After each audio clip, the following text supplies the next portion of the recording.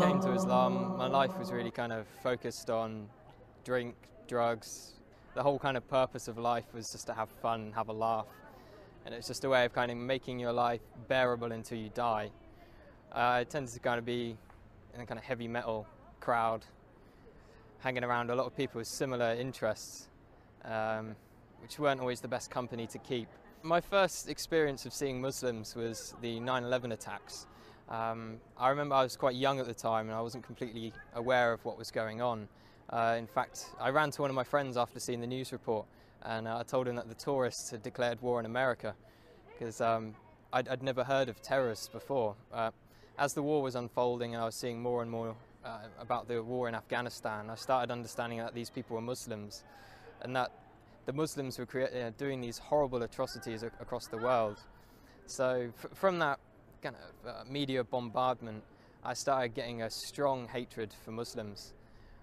So much, in fact, I tried to join the army 3 times with the goal of wanting to go over there and kill as many of these people as I could, to do my bit for the country and to make it a bit safer for my family. I thought they were kind of the big evil of the world.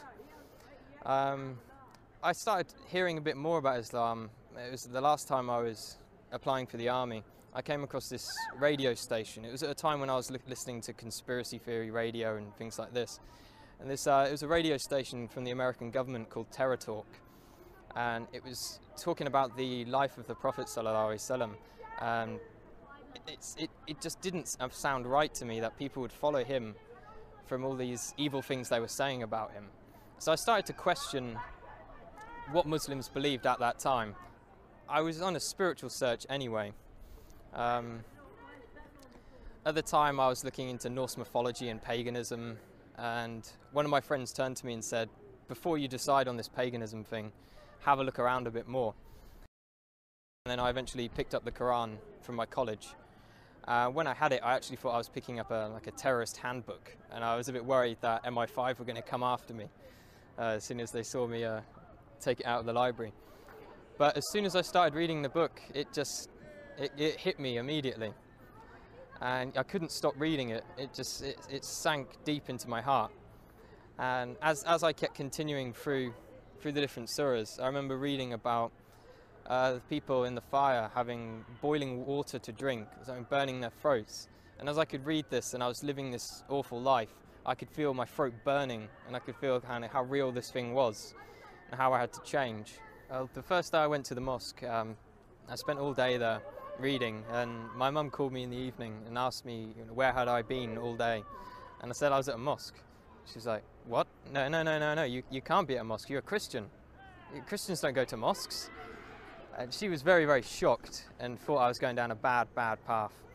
That was my mum's original reaction. After a while she started to accept it. She'd done a lot of crying. I'm not too sure why she was crying. I think she felt I was rejecting everything she'd taught me. A lot of people say when they find Islam, it's as if they've come home. And that's just the feeling I get. It's as if me in the past wasn't me at all. I was being controlled by something else. Only good things have happened since I've become Muslim. My life is sorted out, and I've never had so much going on in my life at one time. If I was going to give advice to someone else who is thinking about Islam, I'd definitely tell them to come to the mosque and speak to a man of knowledge, not search the internet for the answers. There are some good things on the internet, but when you don't know anything about Islam, you can't judge what is right and what is wrong.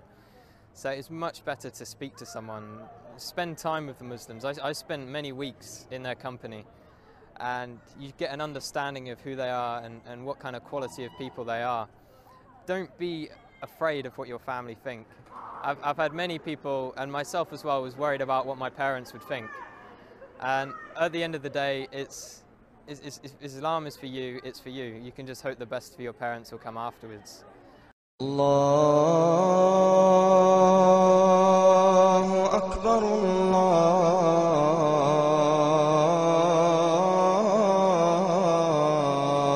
Akbar, Allahu Akbar, Allah.